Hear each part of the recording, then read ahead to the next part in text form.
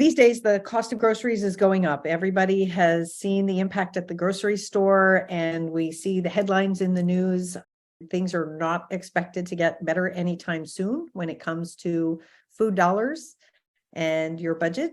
And on top of that, we have a lot of people who are realizing that in order to be healthy, we need to make healthier choices about food. And one of the biggest challenges I hear from my clients is, healthy food is so expensive. How am I supposed to do that? And so today I happen to have a very special guest. Lauren is a friend, a colleague, and an alumna. We went to the same school, and she is an expert when it comes to ways to eat healthy on a budget. I will put her bio down below so you can read all about how fabulous she is, but I will share that Lauren is not only board certified in holistic nutrition, she also has a degree in psychology, making her the perfect person to help us understand some of the emotional and physical ups and downs that come along with trying to eat well to be well. Lauren, thank you so much for being here. Thank you so much for having me. I'm excited to have this conversation. So I have to ask, inquiring minds want to know, how did you get from psychology to food? It's been quite the journey, to say the least. So I have a professional background as a project manager in both startups and nonprofits, living and working in San Francisco. But in my 20s, my health was declining. I was struggling with a lot of gut-related issues, IBS issues, which then turned into skin issues, insomnia, severe nutritional deficiencies. My gut was so dysbiotic. I wasn't absorbing any of the nutrients in my body, which led me to have to get IVs of iron off and on throughout my 20s. So I basically had a pretty large health crisis. And I was shuffled around the Western medical model, which is great for certain things, but it's not great for chronic illness. And none of my doctors really talked to me about food. I was misdiagnosed. I was overprescribed. I was told nothing was wrong with me while my symptoms continued to get worse. And after a while, I just decided I couldn't live like this. So I started researching gut health and foods to support your gut. And that led me to discover Ayurveda, which was really supportive on my healing journey. So that's the oldest healing system in the world. So I started cooking more soups and stews and easily digestible foods. And I started to slowly see progress. Keyword is slowly, very slowly. I added in some lifestyle changes as well. And I slowly started to heal my physical body. So I decided to quit my job and go back to school at Bowman College to get my nutrition certification. So this is my second career and I love it. I'm a product of what I teach. I walk the talk, and there are such healing ways of using food and lifestyle to support your physical body. So it's definitely been a journey, and healing is not linear, let me tell you that. But using food and lifestyle to support your body is something I'm really passionate about, and it works. It's not a quick fix. It's a slow roll, but I've been a holistic nutritionist for 3 years. I have my own practice right now, and I'm just really passionate about educating people on nutrition. And one piece of that is how to eat healthy on a budget, because life is expensive now, don't you think? I know. And it's so challenging. First of all, kudos to you for taking the reins and realizing that there was a missing piece. That's my own personal story as well. Chronic health issues, and nobody talks to you about food. And I'm like, it's so basic. And once we get to that point and we recognize that there is this huge relationship, it really empowers you to take back control of your own wellness journey. But like you said, those real food choices are not cheap. And even if you think you're eating and it turns out now you need to step it up a level because you're recognizing there's an even deeper connection between your food and your health, a trip to the grocery store can be eye-opening. What are some of your favorite tips for people to do better at the grocery store when it comes to shopping and making those choices? My number one tip is do not shop hungry. Oh, yeah. Do not shop hungry. Have a snack before you go to the grocery store, like a banana and nut butter or a handful of nuts, something small. But if you go hungry, you're going to probably choose foods that sound good in the moment. So number one is don't go hungry. Before I go grocery shopping, I always plan ahead. That is key. So I will look at what I have in my pantry and in my fridge. I will make a very detailed shopping list, which is helpful. I'm old school. I always put it on a piece of paper. And I also include what I'm going to be cooking that week. So the element of meal prepping is always really big, recipe planning. And I'm not a trained chef. Like I don't have chef training, but cooking can be easy and fun and simple. I go for simple because time is money. So having a really detailed grocery list is going to be really helpful. My next tip is shop local if you can. Either if you have a farmer's market local, if you don't, there's this thing called CSA boxes, so community supported agriculture boxes, which are a way you can get products from local farms, either like veggies, fruits, or meat, and it gets delivered to your house. So that's really cool. But shopping local will benefit the community and the environment and will usually be more affordable. I love that tip, especially because if it's local, there's a whole lot less food miles involved. And so chances are you're getting food in season at the peak of freshness. So you're getting more nutrition for your grocery dollars. That was my next tip. That was so good. Eat seasonally.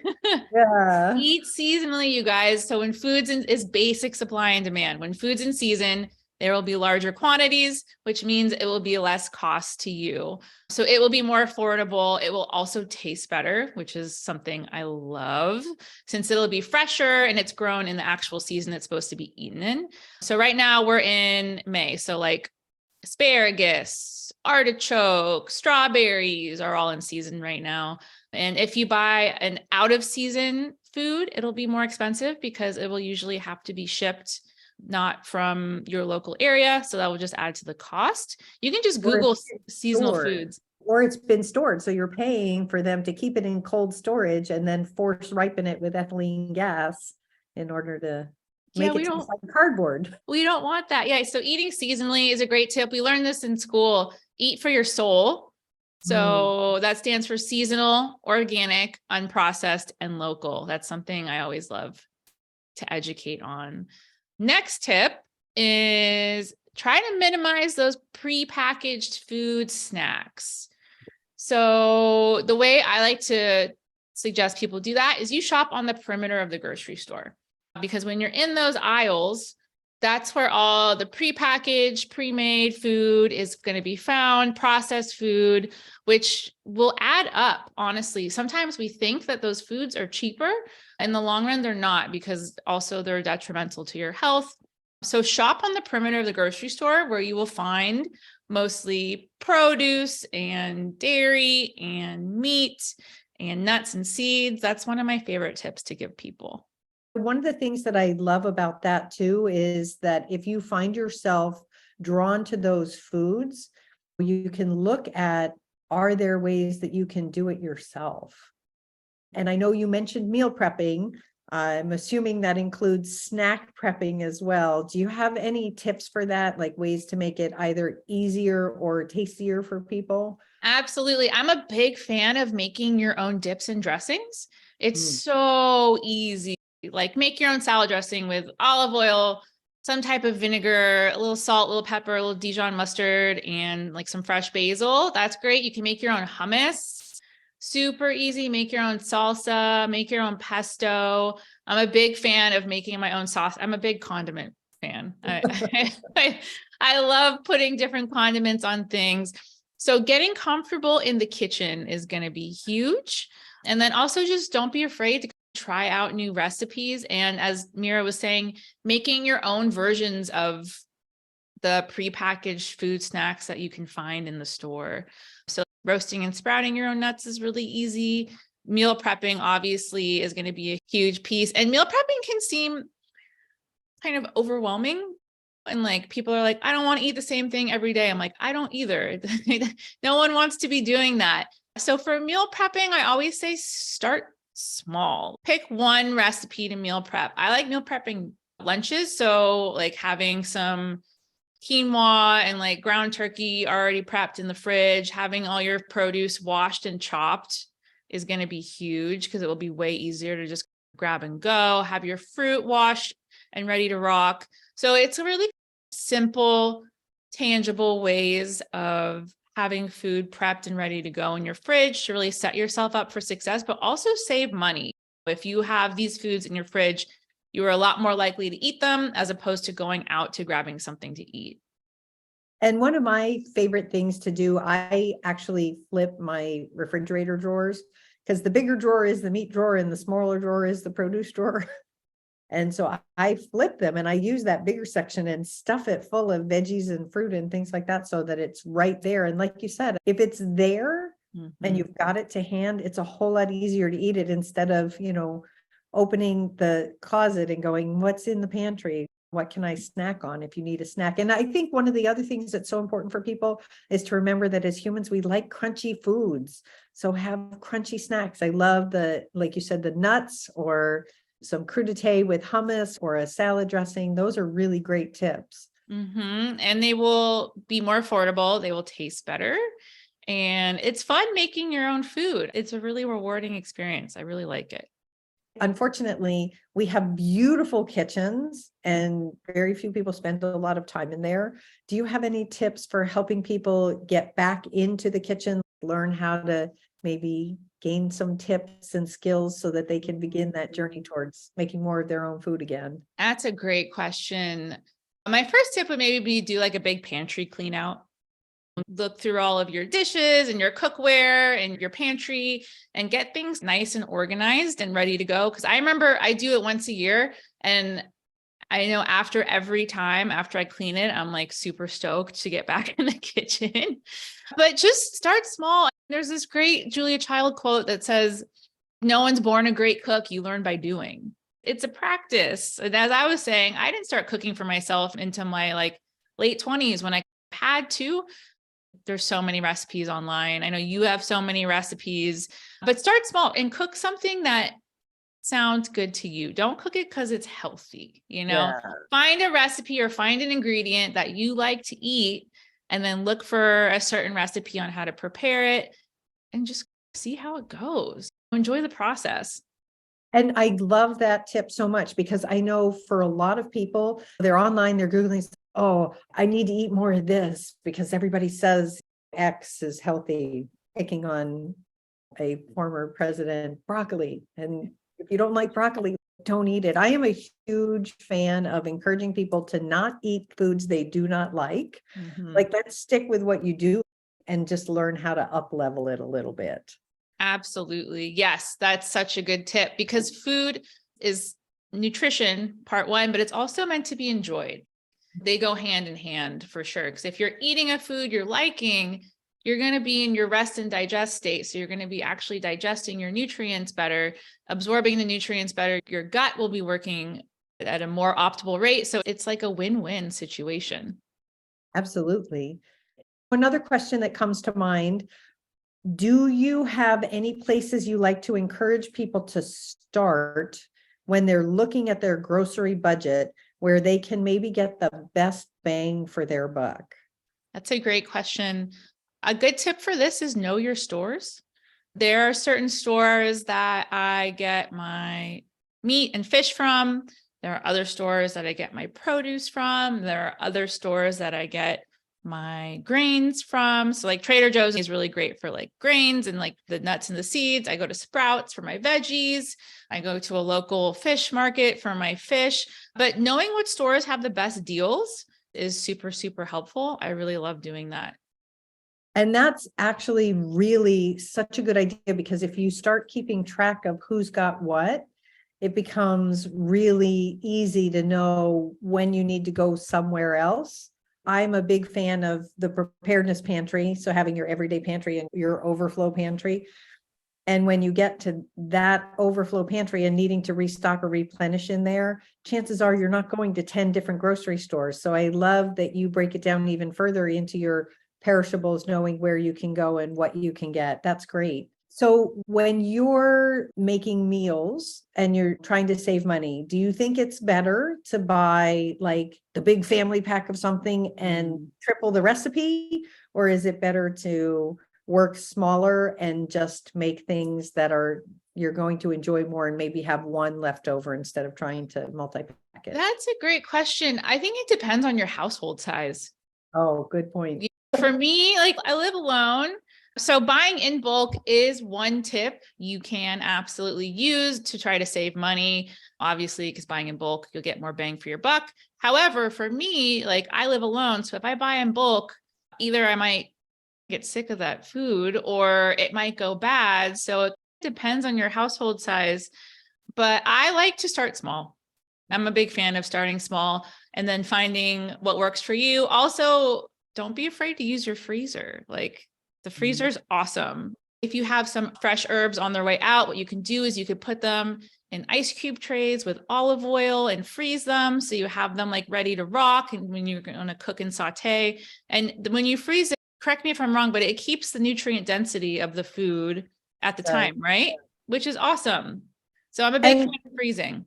And actually, that's got to be another really good tip too. Even if you have a windowsill, grow a few of your own fresh herbs, you're going to save so much money over buying them at the grocery store. Because what you buy dried is so hideously expensive versus what you can pick. Yeah, that was one of my tips I didn't say yet. Actually, grow your own food. This is one of my favorite things. So if you are in a small apartment, start with just some herbs on your windowsill. Trader Joe's has great options. You can do like basil or thyme or oregano. If you do have a garden, like I have a little planter box, which I've been adventures in growing my own veggies. Some have survived and some have not, but it's really fun. And then also it's an affordable way to feed yourself. It will be more nutrient dense.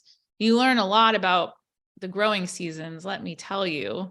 But yeah, I'm a big fan of playing in the dirt and growing your own food. Also, just being mindful of people's spaces, because some people have beautiful, huge homes and some people are in cities and apartments. The possibilities are honestly endless. So for some reason, I'm reminded of this funny quote, gardening is cheaper than therapy and you get tomatoes. I love that. It's true. It's true. When I'm in my garden, it's very therapeutic. Like you're outside, your hands are in the dirt. You try all the different foods that you're growing. Like my kale is on its way out, but I have some strawberries coming in. Oh, They're nice. barely hanging on. I don't know. They're looking a little small. We'll keep you updated. There you go. And see, I have a small garden myself. Unfortunately, we had a hailstorm a couple nights ago. So my lettuce pretty much got destroyed. Some of the other things are looking okay. I live in Texas, so our big challenge is that at a certain point, it gets so sunny and so hot. So you have to learn how to garden where you are. Absolutely. Do you have any resources that you like for people to learn about the nutrient density of their food? If I remember correctly, don't you have some kind of a seasonal program to help them? Yeah, absolutely. So I partnered with a colleague, and what we do is we run 5-day group coaching programs. And these could be virtual, so you can do them anywhere in the United States. I don't like to use the word detox program because that sounds intense, but like we get back to the basics. We get you guys in the kitchen. We give you a meal plan with seasonal recipes. It's very seasonal based. So our next one coming up is summer. We give you seasonal meal plan, also seasonal lifestyle suggestions. And then my colleague Kat, she makes this bone broth, which is really the kicker, and we ship it to you guys. So on days 3, 4, and 5, when we're mostly plant-based, we incorporate the bone broth, which really helps push you and myself, because we reset with everyone too, helps push you through your cravings. But the two kind of main goals of this is seasonality, which is huge, and then also incorporating bone broth. But we also take a really affordable approach because that's what we all need. Like, life is really expensive, but the shifting of the seasons, I think, is a really cool way to try to learn how to cook and meal prep and find what foods work for you. EWG is always a great resource with the Dirty Dozen and the Clean 15, because organic can be expensive, but they list out the Clean 15 are foods you can buy conventional, and then the Dirty Dozen are foods that's suggested to buy organic due to pesticides. That's also a great resource. Yeah, I was so sad when kale made it on that list of the dirty dozen. It was like, really? Yeah. Because the list changes every year, so you never know what you're going to Yeah. get. Lauren, this has been amazing. It's been so much fun to talk with you, and you've shared some really great tips. If someone wanted to connect with you, where would they find you? My website is laurenemersonwellness.com. Emerson's my middle name. You can find me on the gram at Lauren Emerson Wellness. You can also email me, laurenemersonwellness@gmail.com. That's awesome. And if I put the information down below, if you can send me the link about your seasonal reset, that would be great too. And Absolutely. I'm assuming that's a rotating thing throughout the year. So if you're listening to this and it's November, chances are there's going to be one coming up. Yeah, we do one every season. So for a year, our goal is to make it fun, make being healthy fun. And that's the best thing. That's the Yeah. most important thing. I also really want to encourage anyone listening to this, wherever you are, whatever your food habits are, whatever you're trying to do with your grocery budget to shift to eating healthier, it's one step at a time. Please don't feel like you have to go in and throw out everything in your pantry, go to the grocery store, spend 10 hours shopping, bring it all home, and man, you're good, because that's not sustainable. No, we're all about small, simple commitments. Choose 1 to 2 tips and focus on those for a couple weeks and see how it goes. Because as Mira said, sustainability is key in really incorporating this into a lifelong lifestyle. Absolutely. That's what we want to do. So folks, thank you so much for joining me. Lauren, thank you for being here and sharing. It was really wonderful to talk with you. And I want to encourage everyone listening to take all the tips you've just heard, pick one, start there, and make it a healthy day. Thank you, everyone. Bye, folks.